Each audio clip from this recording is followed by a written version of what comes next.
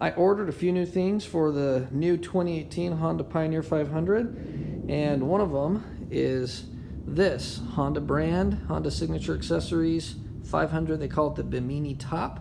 I ordered in a few different things, including this from Rocky Mountain ATV. My son and I are going to install it right now. We'll show you how it looks when we're done. Okay, the new Honda Pioneer 500 Bimini roof has been installed, and I'm impressed with how simple the installation is, the way that it attaches.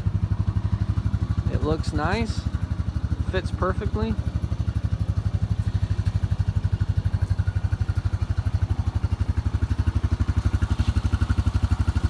You will see that I chose not to use the rod in the front that they include, but I did use the rods on the inside. Anyway, nice product, easy installation, and I'm excited to put it to use.